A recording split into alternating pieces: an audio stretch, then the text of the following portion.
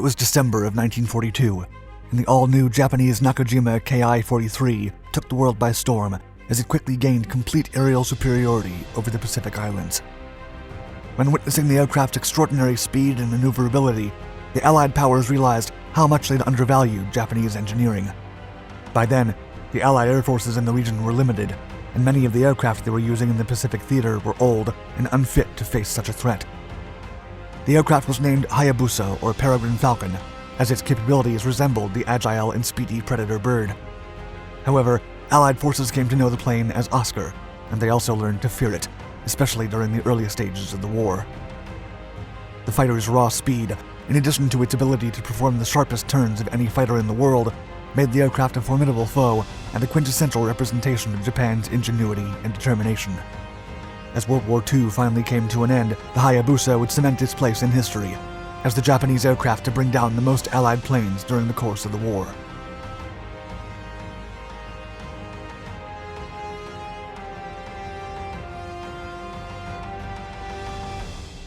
An aircraft for a new generation.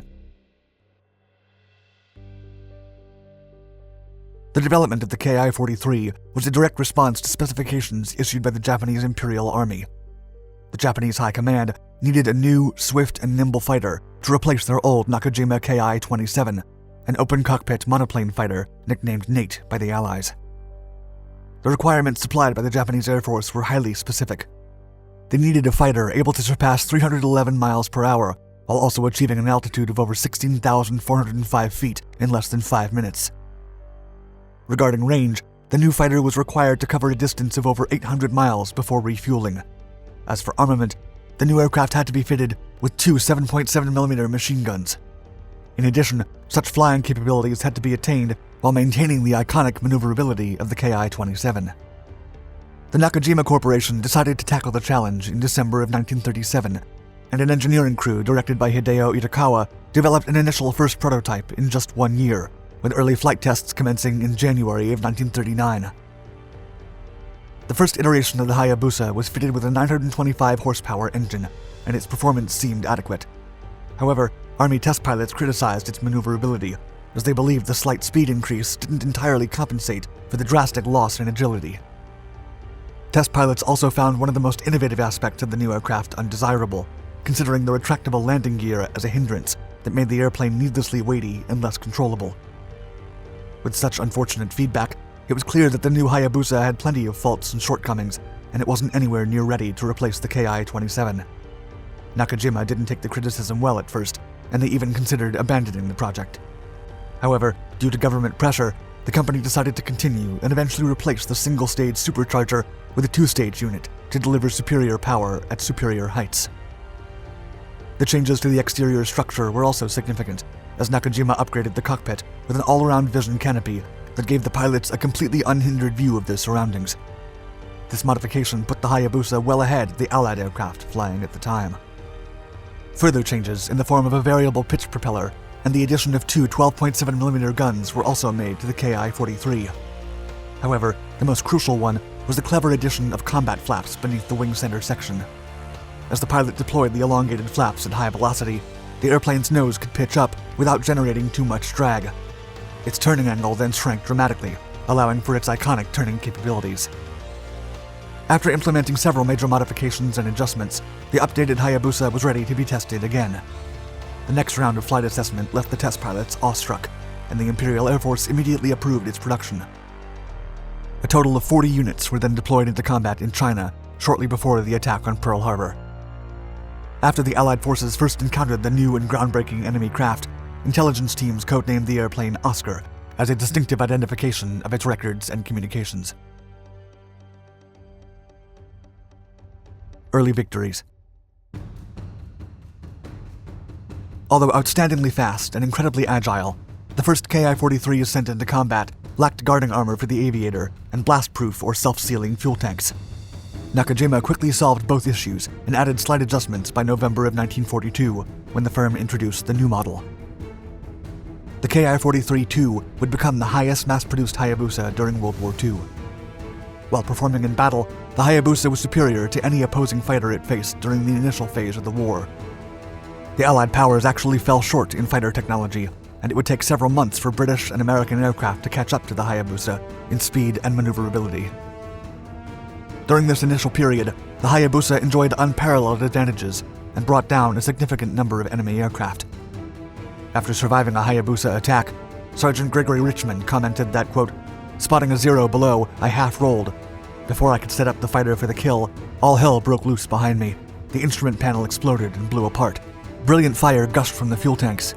No one knew what the Zeros were, but they were not slow, ancient, fabric-covered biplanes." The Hayabusa was so unexpected that Richmond confused it with a similar-looking Zero. As the Allies encountered the novel aircraft, they did not know what to make of it, as their intelligence suggested that Japan's air force was unadvanced and limited in numbers. Yet all of a sudden, Allied pilots were being outmaneuvered by a nimble new airplane. For Japanese fighters, the assimilation process to the new fighter was complicated, but once accustomed, they realized how well the machine responded. Yohei Hinoki, a Hayabusa pilot who lost his leg but survived the war, recalled his experiences, quote, "It was now a plane you could fly with confidence, a great machine. But to fly it, you had to know what you were doing." Another critical factor that explains the Hayabusa's early success stems from the utter shock it caused Allied pilots, which were overwhelmed by the apparent complete air control the Oscars exhibited. During these encounters with the novel Hayabusa, Allied pilots would flee instead of engaging, which would allow the Japanese fighters to preserve the illusion of utter superiority. Hinoki added, quote, "The enemy would run, but giving chase wasn't easy. The faster we went, the greater the vibration. It was difficult to take aim." Due to a combination of unparalleled agility, adequate speeds, experienced pilots, and the element of surprise, the Hayabusa fighter took down scores of Allied aircraft during its first years in combat service.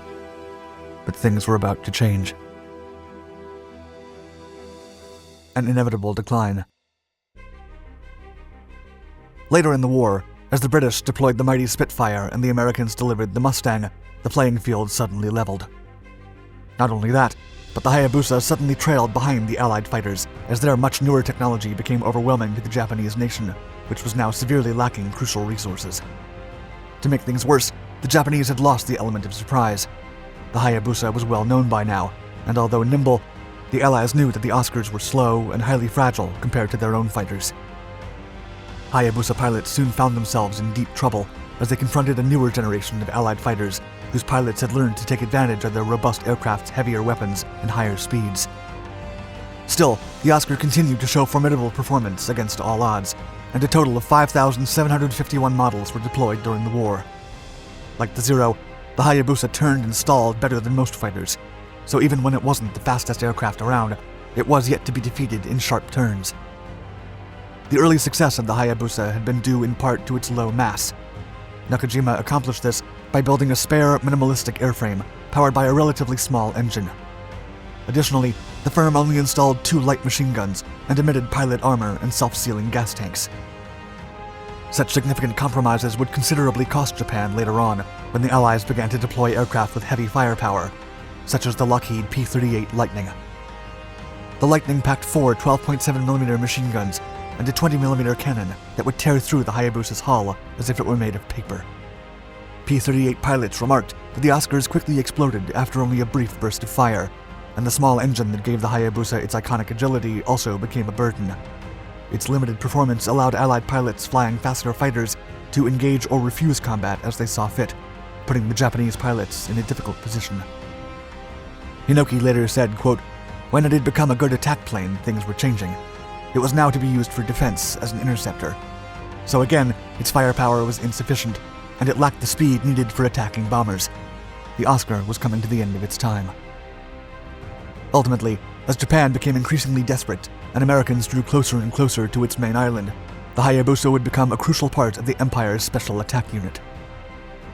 Realizing the Oscars lacked speed and firepower to serve any other purpose, the Japanese Air Force fitted them with explosives and gave them to young, inexperienced pilots to be used in heinous kamikaze attacks, a rather drastic end to one of the most legendary aircraft that had come out of the mighty nation. Thank you for watching our video. Don't forget to like and subscribe to all our Dark Documentaries channels so you don't miss any of our exciting history-inspired content. And let us know your thoughts in the comments below.